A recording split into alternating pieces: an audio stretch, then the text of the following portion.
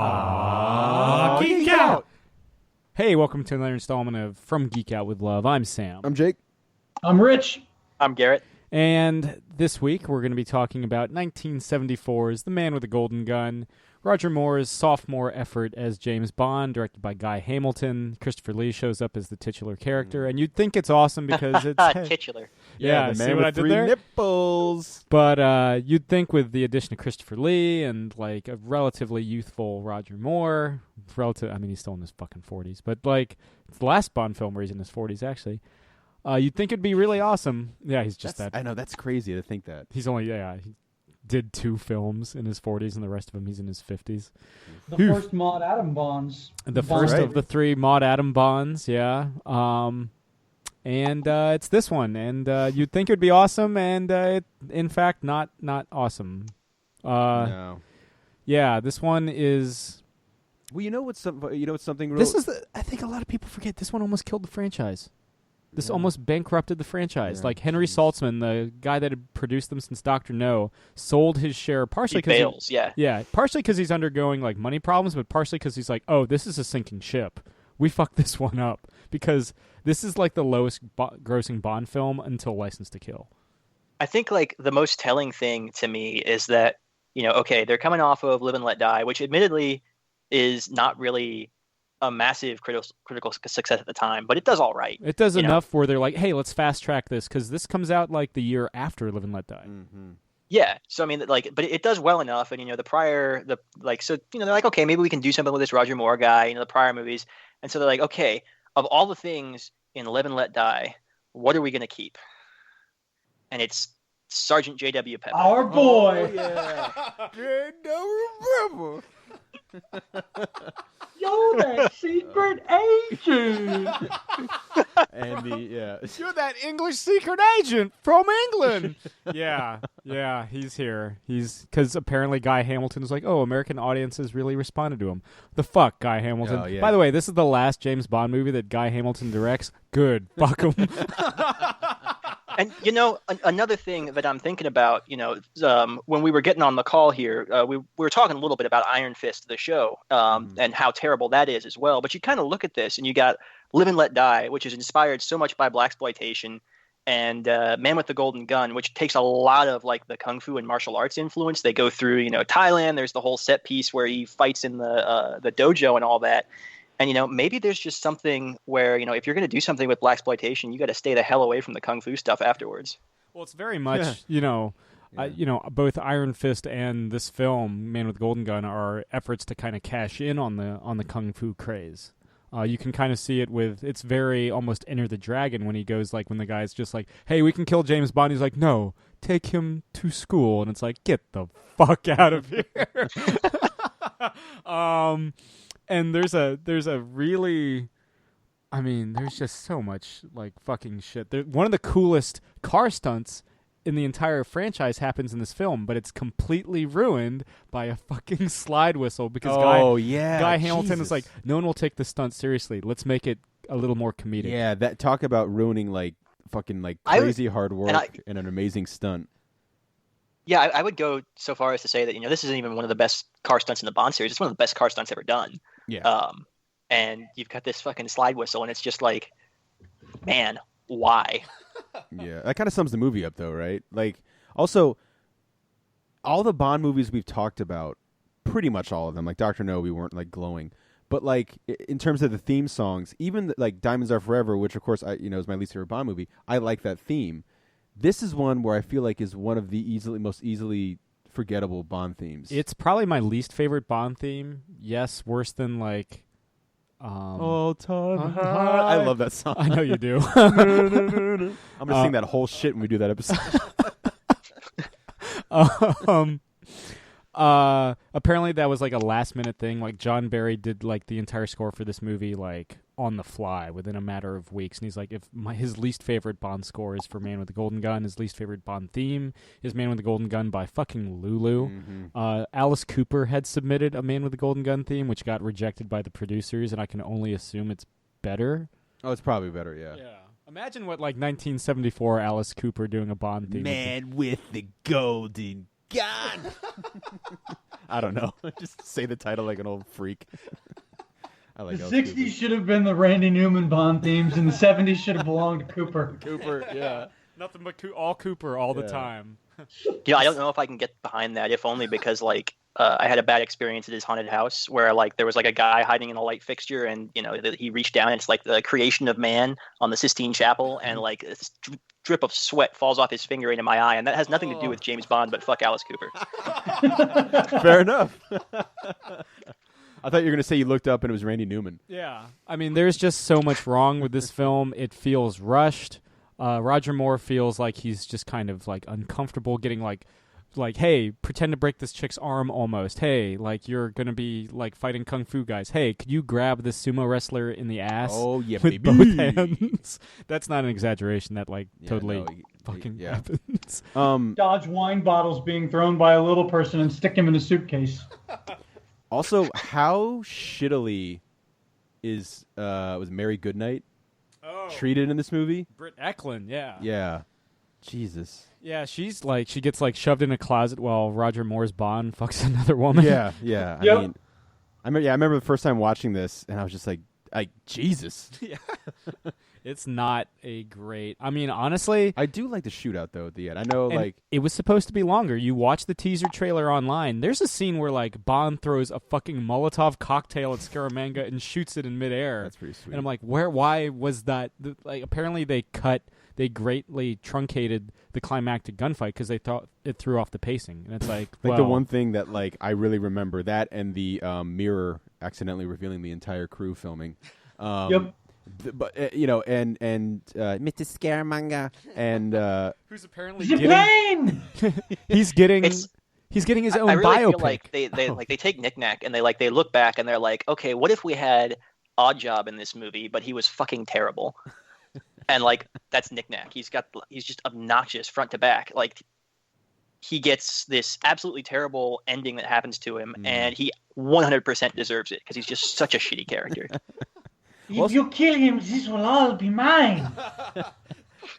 it's I think the lasting legacy of this movie is a gun that you could get in the GoldenEye video game. Really, the one-shot kill. But I do like The thing is, it's not even that cool. You can get one shot kill with a Moonraker laser, which also shoots through doors. That's true. You can hit kill with the Colt Magnum, which also shoots through doors. I just like that as I don't know. It's the ugliest looking gun, but I've always liked the look of it. You know, it looks like shit. I but will say like this it. is my favorite '70s Bond poster. Oh, it's a great poster. Yeah, like loading the single bullet in there. Yeah, Mm-hmm. Yeah. like that in the foreground and Yeah. Bond and the chicks in Like the I said, background. like those most of pretty much all those posters, like in that style, are fantastic. But I do like how Bond tricks Scaramanga in the end.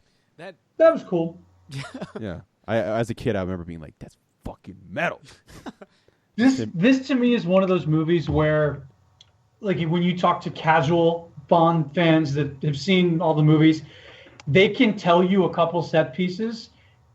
They can't tell you what the point of the movie is, what Bond's mission is. They remember Knick-Knack. They remember the man with the golden gun. There's a cute blonde who kind of gets shortchanged. There's a boat at the end. There's J.W. Pepper in the car. They can't tell you in what order it's in. What the premise of the whole solar energy crisis that's going on, because it's just such a poorly made film. Yeah. I'm going to be 100% honest with you. I'm not certain that the people who made the film could tell you any of that. Yeah. I was say, like, this is the second time we've done a James Bond podcast, and that pretty much sums up my summary of Man with the Golden Gun. Yeah. Well, Albert R. Broccoli, when he was doing press for Octopussy almost a decade later, somebody asked him, like, would you redo any James Bond movie? And he's like, I wouldn't completely from scratch make a Bond movie, but I would redo elements of The Man with the Golden Gun. Because I think even, like, again, this almost killed the franchise. There's a 3-year gap between Man with the Golden Gun and The Spy Who Loved Me. They're trying to they're on recovery. Luckily, Spy Who Loved Me saves the franchise. Oh, yeah. But this almost, to Rich's point, the movie starts out with Bond trying to solve the energy crisis.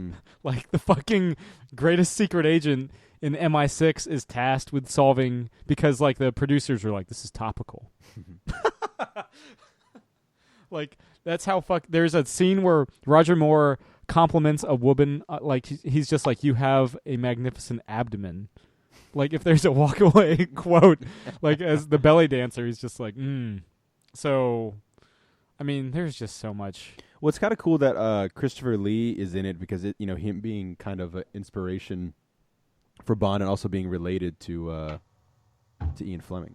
Yes. Yeah, through marriage. Mm-hmm. So that's kind of an interesting. And originally, like you read, the Man with the Golden Gun is the last Ian Fleming James Bond novel. It's published posthumously. Some would argue it was published incomplete. But, Scaramanga in that is just a thug that happens to be really good with guns and has a fucking, like, golden... I don't even think it's a one-shot gun. I think it's a full-on, like, revolver or something. Whereas in this one, he's kind of portrayed as, like, Bond's dark image. Like, if Bond just loved killing and did it for money. And had 3 nipples. And had 3 nipples, yeah. Mark Wahlberg could play Scaramanga. Does he actually? He does, yeah. Oh. Did they, like, edit that out of The Fighter? It's not, like, super, like, that's a nipple, but it's there. Google, don't do Google it right now, but Google it. It's there. A watchful protector. I could just see Mark Wahlberg with the thick Boston accent being Scaramanga. Yeah. That would be awesome. Yeah. To us, Mr. Bond, we are the best. Yeah. Jesus. I do like that the prologue is basically literally the gangster from Diamonds Are Forever getting annihilated by Christopher Lee. That's pretty cool. Yeah. And just so we're clear, I was never sure about this, but having rewatched this film for this episode, I'm pretty sure the wax figure, as long as he doesn't have his fingers blown off, is just Roger Moore standing still with extra makeup. Absolutely, okay. Yeah. Yep. I mean, it's not even like, I remember... like, wait, is that supposed to be... Is he there? Because ain't no wax figures that good. No. Yeah. It's like a 3-week long con to set him up so that he can get him. Like, Bond is so many steps ahead. Yeah.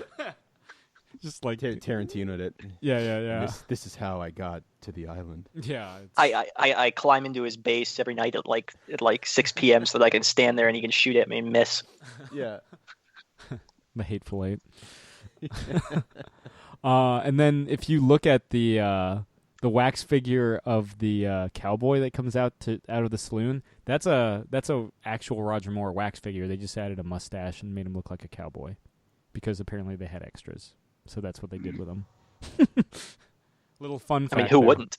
I mean, yeah. But I mean, this this is a film that it feels like you could argue all the James Bond films were made for the money, certainly the sequels, but this one is like, we're going to cash in on the energy crisis, we're going to cash in on the success of Live and Let Die, including throwing in the same director, screenwriter, and fucking J.W. Pepper. We are going to cash in on the kung fu craze, and it's cheap as shit to film in Thailand and Macau, so that's what we're going to do. Yeah.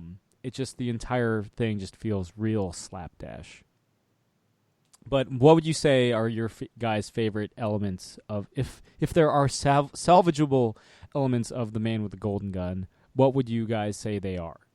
The end. Yeah, I mean, I do like the shootout, like the duel, and I don't know. I feel like every time I talk about like him tricking him as the wax figure, they're always like, that's fucking kind of stupid. I remember as a kid, like at least the first time I watched it, I was like, clever girl. And so yeah, I mean, that's it. Garrett? Yeah. I mean, I think that's really if this were just like a 2-hour long shootout between Bond and Scaramanga, it would be pretty good. But instead they tack all this other shit on and we have to, go through the entire world and rack up all the frequent flyer miles before we can get to the good stuff. And then that lasts all of like 5 minutes. Yeah, I would love to. If this would have been like Enemy at the Gates, but Bond versus Scaramanga. Yeah. In a fun house. Yeah, or like or like a movie Free Fire, but in a fun house. Yeah. Just shooting each other back and forth. Do you know how the Funhouse idea came about? Mm-mm. Harry Saltzman had a fucking Cubby went to a carnival. Well, that and that's right, yeah. And Cubby went to a carnival, and Harry Saltzman had a dream. Cubby went to a carnival sounds like a children's book. Yeah. Yeah. Cubby went to the carnival. Like, it's Cubby had fun yeah. at the carnival. He got a cotton candy. It was delicious. At the carnival. At the carnival.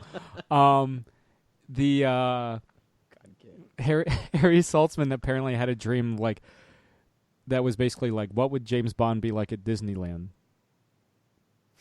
A fucking murderer? Yeah. And that's what happened. That's how that all kind of came about. And it's like, you fucking serious?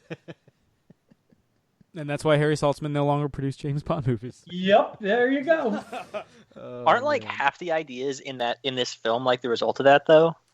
Having the I want to say having the base in the wrecked ship was that they were there and they saw it in the bay and they're like, wouldn't it be cool if that was an MI6 outpost? Yeah. And then yeah. Just a bunch of like, hey, this would be nice. This would be good. Apparently, Macau is. That's the era. That's the era that we're in now. Is that like everything that you think could be cool or you think you could make money off of, like every little gimmick gets thrown into all of Moore's movies. Every single toy he could possibly play with, every single weapon that Q could make, or every little situation like the Funhouse or something like that. Like those just run rampant throughout all of Moore's movies until we get to Dalton. I think the most advanced gadget he gets in this is the fake third nipple. He doesn't really have anything in this. The fake third nipple, yeah. I mean, Q shows up, but that's all he does. He's just, there's not a whole hell of a lot going on in this flick. And I think the big reason they added Macau is because Roger Moore and Albert, Cubby Broccoli were big gamblers, and Macau is like the gambling capital of like Southeast Asia. So that's and also wasn't the book like set in the Middle East or something? The book is set in like the Caribbean, but originally the original script took place in like Beirut. Yeah, because they were going to set something. They were going to set a lot of the film there, but then you have the Yom Kippur War happens, and obviously they're not going to be shooting film while being shot at. So the only holdover from the original script is the idea that the belly dancers in Beirut, in which of course they filmed in the safety of like a fucking studio, not in Lebanon at all. So yeah, and then they were just like, well, I always wanted to film a movie in Thailand, so they're like, fuck it, let's go to Thailand. You guys like the boat chase from Live and Let Die? Awesome. We have a boat chase in this one too. You guys like, it's just, that is a... You like Sheriff J.W. Pepper? We've got that. Yeah, twice. You like whistles? Yeah. Yeah, you like slide whistles? Whoop, whoop. Here we go. I do like the image of Roger Moore, like he watches this pointless, like, martial arts fight. That's not my favorite part. But like when it comes time for his first martial arts fight, the dude bows and he just kicks him in the face. Oh, yeah, that's right. Yeah, just no honor. Yeah. I forgot about that. Yeah. Oh, man. I'm trying to think of now like other famous James Bond stunts ruined with sound effects. It'd be like if, because I think the next movie we'll talk about has arguably one of the greatest stunts of all time as well. The skiing off the fucking cliff and then parachuting with Union Jack. Mm-hmm. It's like if they had that stunt, but they added that air horn thing in the background. So he jumps off and the Union Jack parachute opens up and he goes, it's the equivalent of that. Or maybe if they did, let's make it more relevant. And it's like that great one tracking shot in the beginning of Spectre, and like the helicopter, as the helicopter's going down, it's going. It's like vuvuzelas. Yeah, yeah. I mean, it's Day of the Dead, Inspector. Hey, let's divert a bit. Oh yeah. It's official. Daniel Craig, unless like he like fucking like tears up his contract, is coming back to be James Bond in 2019. So apparently they lured him back with the promise that he would make franchise history. So I'm thinking the rumor is that the producers are trying to sell the rights to James Bond after they make this one. Just ended on a high note. Here's my thing. What if they ended on the death of James Bond? See, I got goosebumps. I'd be fine with that. Like, it would be super bummer to see James Bond die, but like, that's never been told, Mm-hmm. I mean, we never see him retire. Yeah, and he's not the kind of character that would. It ends with him with a mustache winking at the audience, like the Superman story. Yeah, Yeah. chubby, and he's like, ha ha. Yeah, my kid can crush coal into diamonds. Yeah. I mean, to be fair, if a Bond was going to die, it would be Daniel Craig of all the actors that have done it, because he's the most, I guess the most real, the least superhuman, I guess, where even though he's got like the crazy physicality, he is also more of the, when M calls him a blunt instrument in Casino Royale, she's really not lying about Daniel Craig. So if somebody was going to catch a bullet, if any of the James Bonds was going to catch a bullet or otherwise die, I think, he would be the one that would be best at telling that story. So. Shit, that's how Skyfall started. Yeah, that's true. But I think one of the major stipulations with his return is kind of a tip of the hat to Rachel Weisz, is that he would dial it back on the stunts. Because she was like, because he's had reconstructive surgery done on like knees, shoulder, basically all his joints. He had scar tissue covered with plastic surgery on his face from filming Quantum of Solace is the movie that busted him up the most. Yeah, I mean that movie is just jarring as hell. Like it's nothing but action scenes. Yeah, there's like loose connective tissue, but if he's gonna he has chases and everything, chases on bikes, chases on boats, he starts off mid. Planes. I mean the end of Casino Royale, like it's just like 10 seconds have passed basically, you know, and it's just mid vroom of a fucking vehicle. Yeah, which is then followed by a foot chase almost immediately. So that movie beat the shit out of him to a lesser extent. Casino Royale would probably take number 2 in terms of physical exertion, and then it's also him at his youngest too. So he's the only one where he's in his 30s. Yeah. But I mean, it is. I talked about Spectre not being my favorite of his and not loving the movie, but I told Sam too, I wasn't ready for Daniel or new Bond yet. I wanted one more Craig, because I really do like Daniel Craig a lot as James Bond, and I'm excited that he's doing this one, and we get him one more time. The thing about Craig is in all of his movies, he's been eminently watchable. Sure. Oh yeah. For how bad Quantum of Solace was as a film, whenever he's on camera, he's just so fucking watchable. Yes. For as disappointing as Spectre was as a film, even when he was doing kind of the hokey comedic bits where he falls on the couch in the very beginning of the movie, he's still that doesn't completely take me out of the movie, because I know that he's so watchable and I want to see what he's going to do next and how he's going to kind of interpret the character next. Yeah. I mean, Jake, you and I kind of talked about this a week and a half ago. From a storyline perspective, it seems like they pigeonholed themselves into, a rehash of On Her Majesty's Secret Service. Yeah, I remember when Sam and I saw it in theaters, and it kind of leads itself to that. I mean, it's very that movie seemed final. If it was Craig's last one, you could have hung his hat on that. But yeah, I mean, it's interesting. Do you do that? Do you do the role reversal where you kill Bond instead of at the wedding? Mix both ideas. I don't know. I'm very, because like you said, there's really, obviously there's no novels left to do, and there's there's Bond in New York, short stories or titles, that they could use. But I mean, it's very much they're on their own on this one, unless they do kind of rehash that story. But I think we also were saying, Rich, when we were talking about it, Bond fans would know what's going to happen, if they start to kind of do that. And so I don't know. It'll be interesting to see what happens at the end of the day. I don't think that they're going to do she's actually on the inside of Spectre, because for all intents and purposes, you got to assume that Waltz is going to come back as Blofeld. Yeah, I mean, they gave him the scar,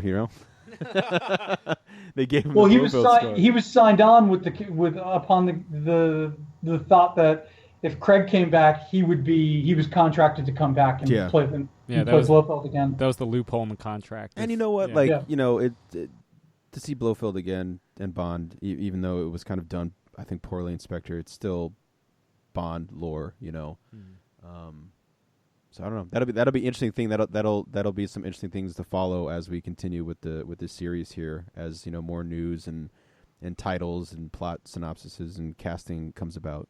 So that'd be cool to keep track of. Do we know who the director is yet? Nope. No. Yeah, I didn't think so. They're courting directors. They're courting screenwriters. All we have is a release date, which is autumn 2019, like November 2019, and the fact that Daniel Craig's coming back. Mm-hmm. And it's I really do feel like it's going to not only close out the Craig era definitively, but it might close out the Eon's been doing this for Eon's been doing this since like 1962, and it's going to close that out for. I'm sure, obviously, somebody else is going to pick it up. it'll be Disney or Warner Brothers, something like that. They almost fire sold it back when MGM was going through a bunch of trouble, like trying to secure financing. The big reason there was a big gap between Quantum of Solace and Skyfall was financing. Like MGM couldn't finance it themselves, so they had to enter a partnership with Sony again. So I wouldn't be surprised if though Sony's movie division's been like leaking money for fucking years, Yeah. But they do have that history with Bond. So we'll see. Obviously, James, this just because it's the end of Daniel Craig's Bond, I'm willing to bet I don't think this is the end of cinematic James Bond by a mile. Not at all. Christopher Nolan has been talked about doing his own version of Bond since inception, really. Yeah. That'd be exciting. Quentin Tarantino said the same thing too. Well, he wanted to do a Bond that took place right after. He wanted to do an adaptation of Casino Royale that took place right after On Her Majesty's Secret Service, with Pierce Brosnan and with Uma Thurman as Vesper Lind, but that didn't. That's what it was. He wanted to film it in black and white too, right? Yeah, kind of make it almost like a period piece, even though like it's Pierce Brosnan. Yeah. Imagine. It's funny, like if Tarantino were to make a Bond movie, he would probably stick to the formula, like with more loyalty than any other director. Like it would be a Bond film to a T, whereas like I Nolan would want to do his own complete thing, his own Bond, his own way. It's going to be damn near 3 hours long. Hans Zimmer's doing the score. Yep, exactly. Yeah. Spielberg, obviously, Indiana Jones came from a place of wanting to do Bond, so I don't know if he's got that. He's too busy with Ready Player One. That movie's going to tank. But the it's not going to tank because there's too many people who, well, we'll let that one slide. Fair enough. Though it looks like Spielberg is taking too many cues from like his from Michael Bay on this one. And then Peter Jackson wanted to do a Bond film, and he was originally slated to do The World Is Not Enough, but then the producers saw Heavenly Creatures, which has Kate Winslet kill someone with a brick, and they were like, maybe not.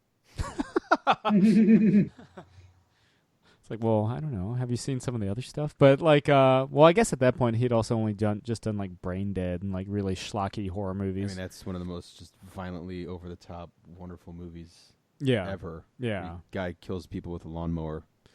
Zombie punches through the back of a chick's head and the fist comes out her mouth, if I remember correctly. Rib cages are being ripped out. Yeah, it's a pretty fucking ridiculous film. Yeah. So yeah, they were. I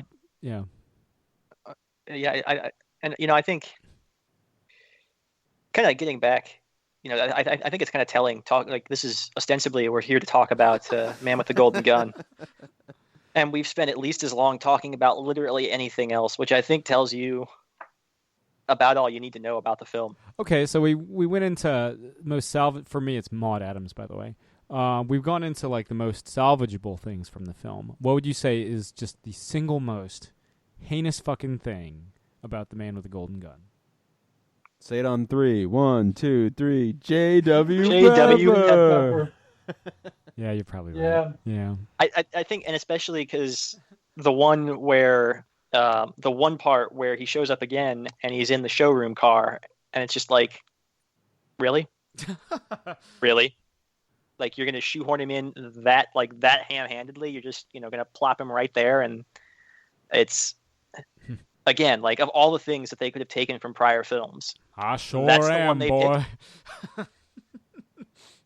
Yeah, it's then he's also shows up in the boat chase because of course he does, and then gets pushed into the water by a fucking elephant. Apparently, Roger Moore accidentally fell in the river while they were filming the boat chase and found out that poor people in Bangkok dumped their dead into the river because apparently he saw like fucking skeletons, and he like came out and he was just like, a changed man.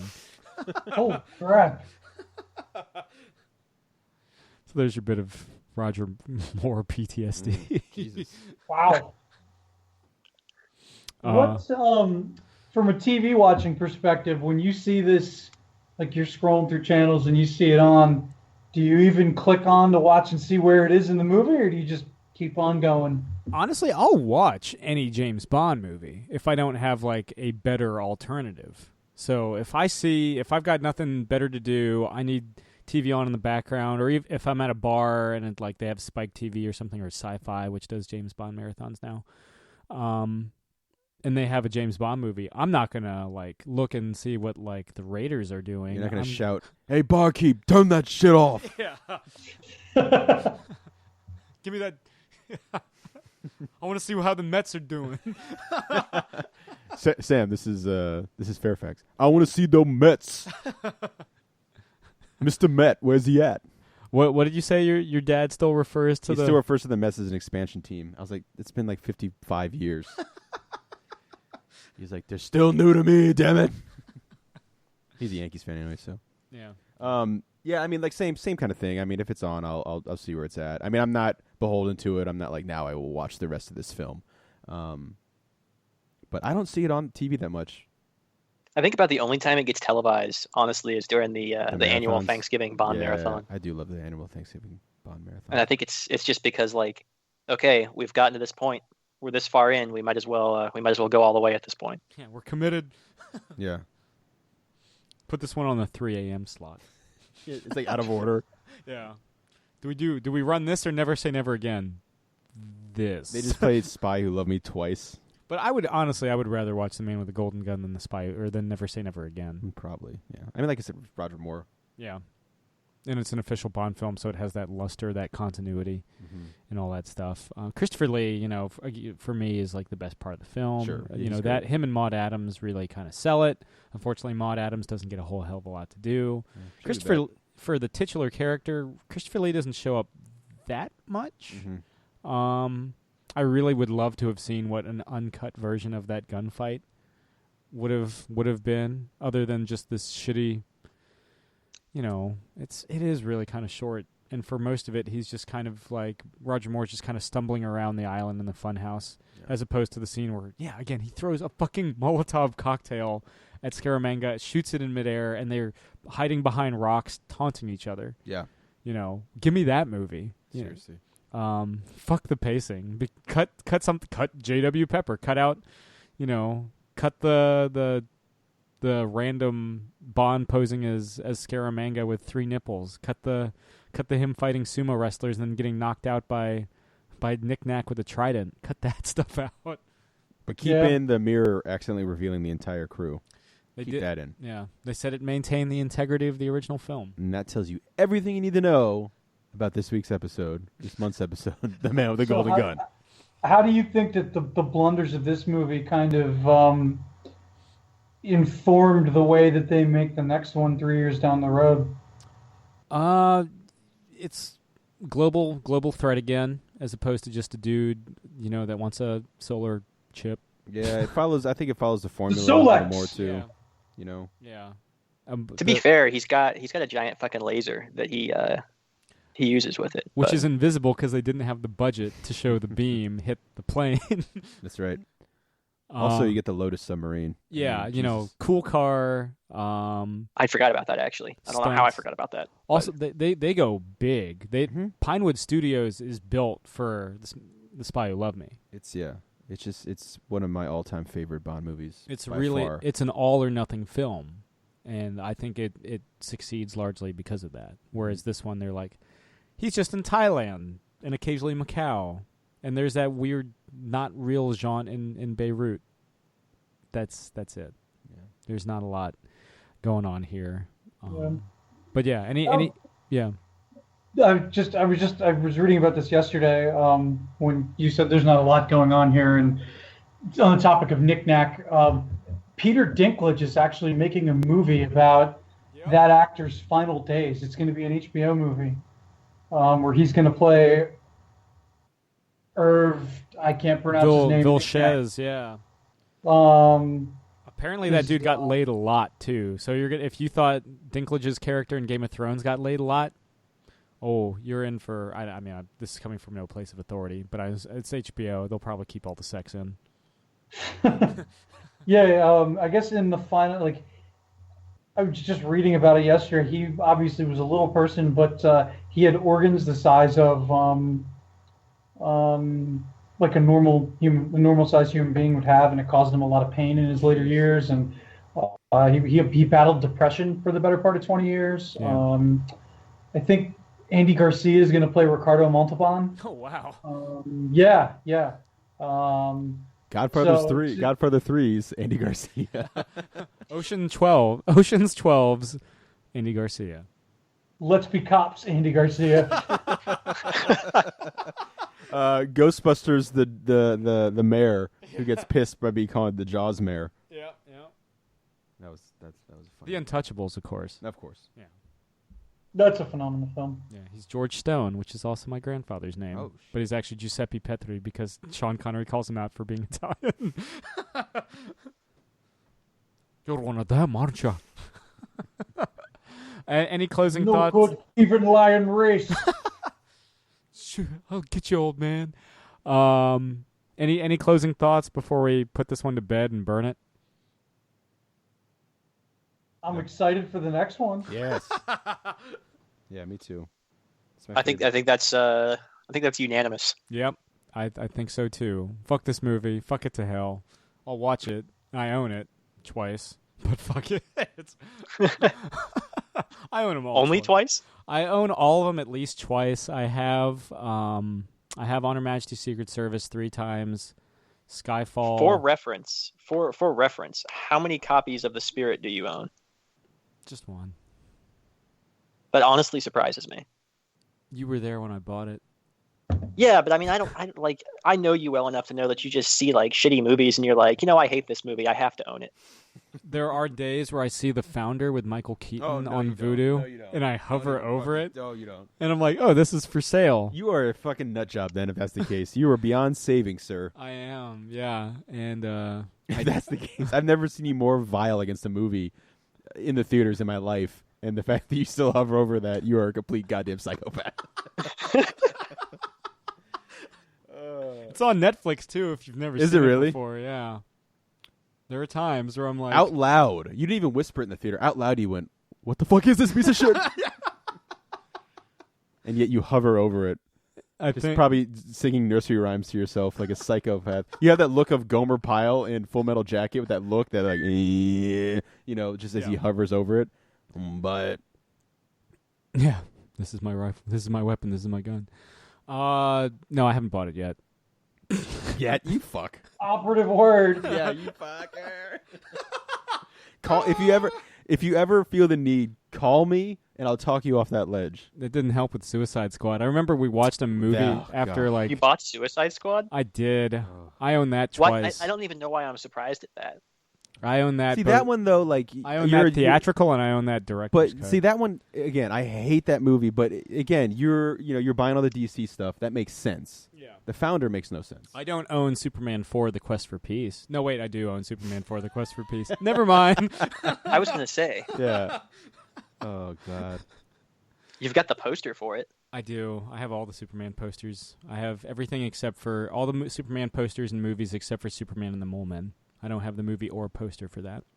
I have the movie. Yeah, I've got all the movies, all the posters. I don't have the poster for Batman v Superman either, but it's pretty self-explanatory there.